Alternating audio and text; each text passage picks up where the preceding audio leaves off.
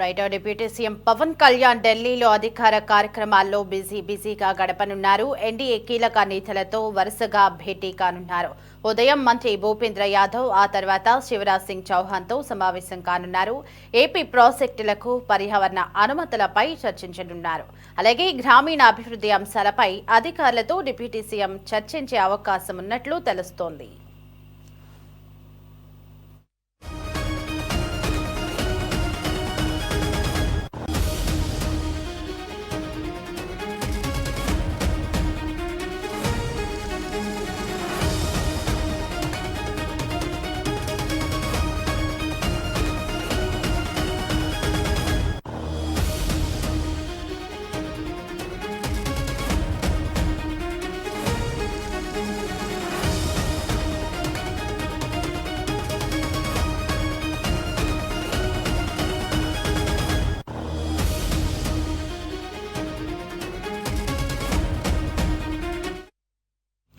నీటి ప్రాజెక్టుల పురోగతి, నిధులపై డిప్యూటీ సీఎం కేంద్ర అధికారులతో చర్చించనున్నారు. అలాగే రాష్ట్రానికి రావాల్సిన నిధులను వెంటనే విడుదల చేయాలని కేంద్రాన్ని పవన్ కోరనున్నారు.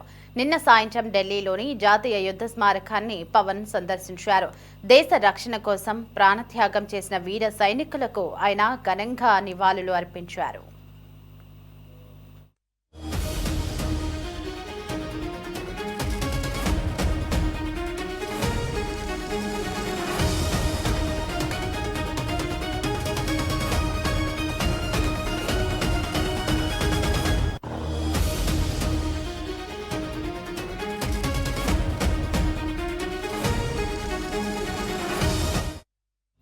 ఈ సందర్భంగా అమర్ స్తంభం వద్ద పుష్పగుచ్చం ఉంచి ఆయన శ్రద్ధాంజలి ఘటించారు. అనంతరం త్యాగ్ చక్ర వద్దకు చేరుకుని అమరవీరుల పేర్లు చెక్కిన గ్రానైట్ ఫలకాన్ని వద్ద పుష్పాల నుంచి నివాళులు అర్పించారు.